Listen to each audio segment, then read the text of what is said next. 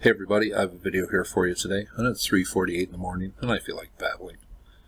Now this is the Lost Pyramid of Abu Rawash, and I said my next pyramid video was going to be on Djedefre's pyramid, just a little ways away from here. But I said in my last video, aren't all pyramids important? And I found this one a couple days ago, and I know a few of you kind of doubted if this was a pyramid, but to my eye, as soon as I saw this, I think I let out an expletive, but this to me was clearly a pyramid, and I found documentation of it. And I said in my last video, aren't all pyramids important? So we are going to take a look at this.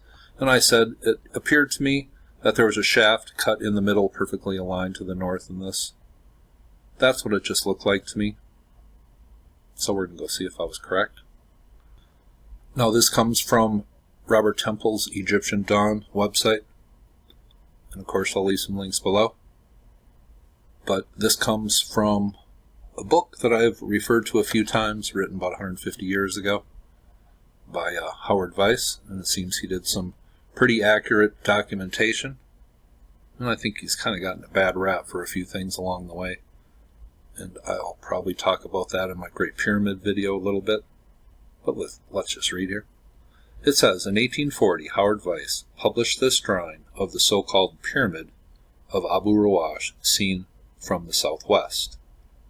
And this is clearly the pyramid that I showed you at the beginning of this video, because it's not the video I showed you yesterday, just carved into that hillside. And it's becoming clear what the story is here, and I'm going to talk about it at the end of the video. And it's clearly not the pyramid of Djedefre. So this is clearly that pyramid, and the location of it from the pyramid text from Howard Weiss's book. This is clearly it. Now I'll just read. In 1840, Howard Weiss published this drawing of the so-called Pyramid of Abu Rawash, seen from the southwest, as it existed in 1837. Since that time, most of this wall has been carried away stone by stone by the Arabs and used for their own purposes.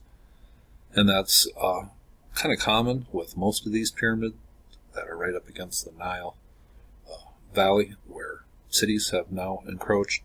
It says, as may be seen, nowhere was this portion of this square wall rising more than about 12 courses of stone. The scale is given by the man standing near the corner of the wall in the center, and right there, I guess there's a man standing there. And it goes on to say this. Many people have concluded, wrongly in my opinion, that this was the site of an unfinished pyramid. And that just seems to be the story by Egyptologists. And they kind of contradict each other. It says, however, there is no evidence whatsoever to support such a view.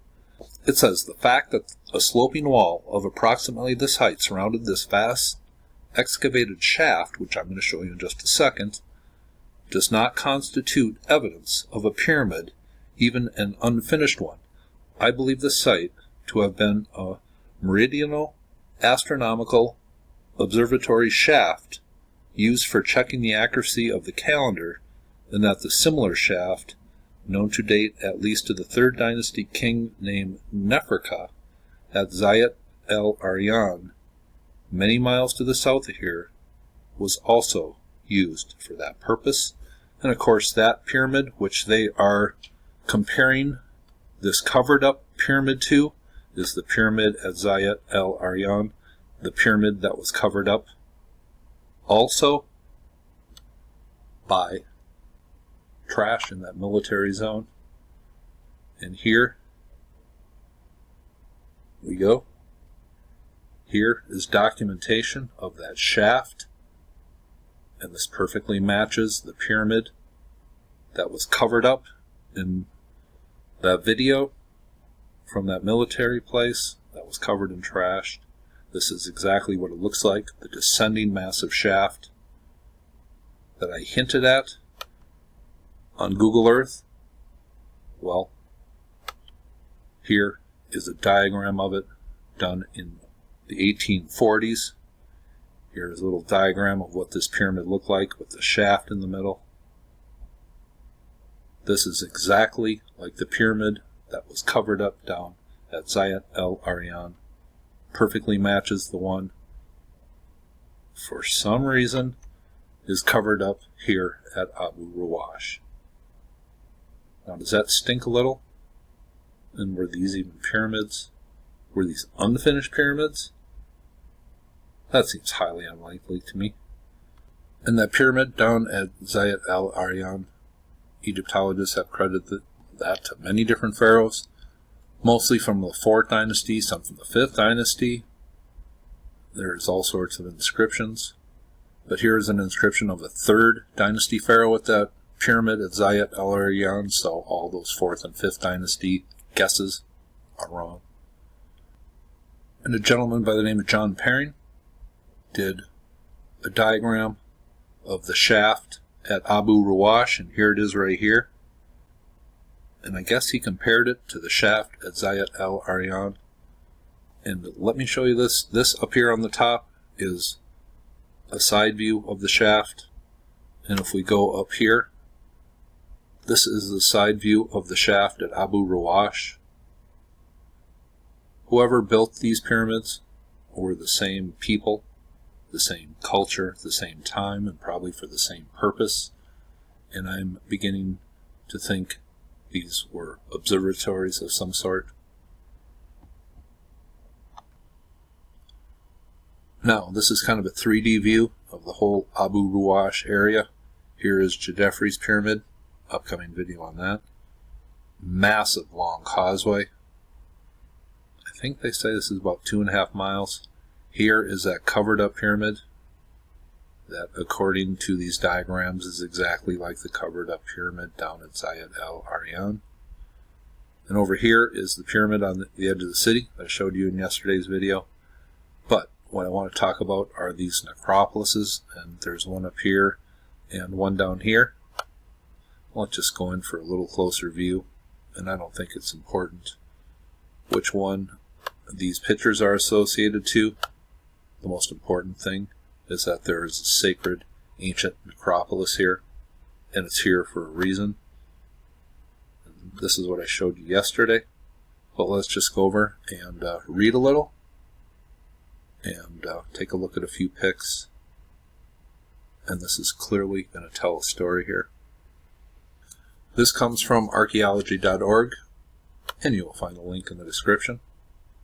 But this is written about what was found here by Pierre Monet, and he is the one that found the silver pharaoh up at Tanis, and quite a remarkable story, and I've made a video on that if you want to look that up on my channel. But this here really gives away the whole story, and I think the whole story of Egyptology is going to crumble here. It says, Egyptologist Jan Tristan was reading a 1914 excavation report on a 1st dynasty tomb at the elite cemetery of Abu Rawash when he noticed something strange. The author, legendary French archaeologist Pierre Monet, wrote that just north of the mud brick tomb, or mastaba, he had uncovered a wooden floor. That seemed bizarre. And it goes on to say, because he knew that no other archaeologist having reported finding wooden floors around mastabas. Sensing a mystery, he directed his team to excavate at the same spot Monet had almost a century before. The hunch paid off and led Tristan to a pit bounded by a brick wall that held the oldest boat found in Egypt, a 20-foot-long vessel dating to 2950 BC. And we're talking the 1st dynasty here. It says, it's clear the boat played some role in the burial ceremonies of the tomb's owner. A high-ranking official, Tristan, uncovered artifacts nearby that point to a lavish funerary feast, including ceramic beer jars and bread molds. Ceremonial bolts have been found at tombs at royal cemeteries. They were intended to symbolically carry the pharaohs into the afterlife, and that is absolutely correct. But since so few boats have been found at non-royal tombs, Tristan hesitates to speculate exactly what religious function the Abu Rawash vessel served. It's a good example of why we must sometimes re-excavate sites. I would never have expected to find a boat at a tomb like this. But the important thing is here, this boat, symbolically put near this mastaba, is dated to the first dynasty, and there's other things that connect it to pharaohs, and there's other pharaohs that are connected here, Pharaoh Den of the first dynasty. But it is the first dynasty, so let's just think about this for a second. And I just wanted to take a little further into this Necropolis deal, and this comes from a book called Early Dynastic Egypt by Toby Wilkinson, and it says this. Monet's discoveries on so-called Hill M, a prominent knoll close to the edge of the cultivation, paralleled those of Emery further south. Elite mastaba tombs of mud brick, their facades decorated with recessed niches dating to the first dynasty. The cemetery at Abu Rawash seems to have been used exclusively during the reign of Den, and he is a pharaoh of the first dynasty, and little plates of him clearly show Anubis as the Sphinx. It says, and may served as an overspill burial ground from North Saqqara. Now here is a pic I found, and this comes from one of those Abu Rawash necropolises. And this just is a thin shaft cut into the earth, or not so thin. There's a stairway going down. It looks like the stairway might be a little more modern. Oh, what the heck is this? Here is a pic of going down into one of those ancient mastabas, I guess. And here is a website. This comes from the French Institute of Eastern Archaeology, and I thought this was excellent. And it just talks a little bit about Abu Rawash, and it gives the Egyptologist name of the pyramid of Djedefre up here, the firmament of this name here. This is Djedefre. But in my upcoming video, I'm going to show that there is an ancient name for what they call the pyramid of Djedefre. I'll just read a little bit from this website, and let me just show you some pics first here of that necropolis. And here you see the sands of time have just covered these, and I'm sure these are well-made stone structures. And some of these, now I said in my video, I believe yesterday, that this necropolis is without hieroglyphs, and I think that was a misstatement. There were tombs found here with no hieroglyphs whatsoever, and then there was other tombs that they could clearly date to different dynasties, different early dynasties, including the first one, and that's just the key there. But let's just go on and read here. It says, the Necropolis M is located on a small rocky outcrop which dominates the northwest plain of the site of Abu Rawash from a height of 25 meters. It delivered 25 tombs dated mud brick phase in the middle of the first dynasty. The discovery of this cemetery was an event in the history of proto-dynastic research. A quarter century before the excavation of the necropolis of Saqqara, it was the first time in Lower Egypt that graves had been found similar to those previously identified in Abydos.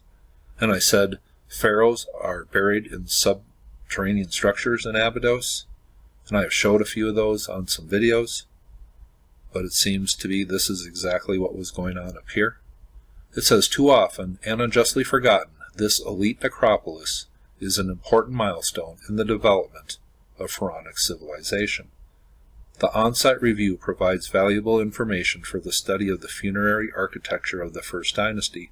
Comparison with data from recent excavations of the contemporary cemeteries of the Eastern Delta and the Memphite region is already great importance for understanding the cultural dynamics of Thinite communities and the integration of Lower Egypt into the sphere of a royal power being born.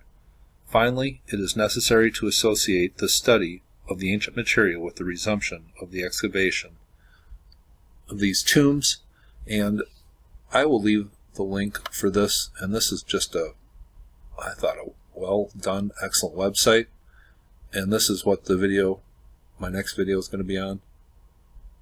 The Pyramid of Djedefre, and really all we have left is a massive shaft cut into the earth, the Egyptologists say, by 4th dynasty Egyptians using chisels and hammers. Now, Egyptologists are trying to connect these pyramids, Djedefre, 4th dynasty, and this pyramid down here, Lepsius #1, to 3rd, 4th dynasty pharaohs, maybe 5th dynasty. There's a whole bunch of theories. But why would a 1st dynasty pharaoh and other 1st dynasty people have buried their dead in the sacred necropolis? The whole reason why it's a sacred necropolis is it's buried around something that was put in by the gods, and these are obviously these ancient structures, these pyramids or whatever they are, and they refer to these ancient structures as built by the gods. That's why there's a necropolis here. So if there's 1st dynasty ruins and people buried there, important people, pharaohs, then these pyramids obviously existed before the 1st dynasty. It's plain and simple, and common sense can only lead you to that answer. These pyramids existed before the 1st dynasty. They were very ancient. When the earliest datable ruins to the 1st dynasty that people noted are here. The Egyptians did not build these pyramids. They buried their dead nearby. People say, well, this was just an overflow. This is a theory, that this is just an overflow burial place for important people that couldn't be buried at Saqqara. This is just an overflow burial place. No, this is a sacred ancient necropolis. There is at least 3 very ancient pyramids here. That's why it is a sacred necropolis. I think the story is clear, people. Now here is a matching mastaba, and this is about 85 meters long, I believe. This is a massive structure. Now where is this? Where is this? This is right out behind the Great Pyramid. This is the most massive structure that people don't know about. There are old ruins here. There are even pre-dynastic ruins here. Now what comes first? Does the pyramid come first and then the people build their tombs around the sacred place because the pyramid is here? Or does the builder in the 4th dynasty build his massive structure right on top of just tombs? That is what Egyptologists want you to believe, and that is absolutely freaking ridiculous. But I think that will just about wrap it up. I wanted to show you that documentation of this covered up pyramid. I mean, look at this area. What's the only thing covered up? It's this pyramid down here. Exactly the same as the pyramid at Zayat al-Aryan. Is there a cover-up going here? Well, it's kind of hard to dismiss that thought. But here, this is obviously an ancient, very, very sacred place. The name of Djedefre's pyramid is going to tell a little bit of the story. 1st dynasty pharaohs were building in the sacred necropolis down here because this was an ancient site. Because of at least these 3 very ancient structures, they say are built by the gods. And when I say the gods, their meaning of gods is a little different than we think of it today. And I think I'll leave a link to a video I did about that subject in the comments section below. 1st dynasty pharaohs were building here because obviously these structures existed long before the 1st dynasty Egyptians came along. I think the story of Egyptology is crumbling. But Abu Rawash down here, obviously a very important place because of pyramids that were existing long before the dynastic Egyptians. I've babbled long enough. Y'all have a very nice day.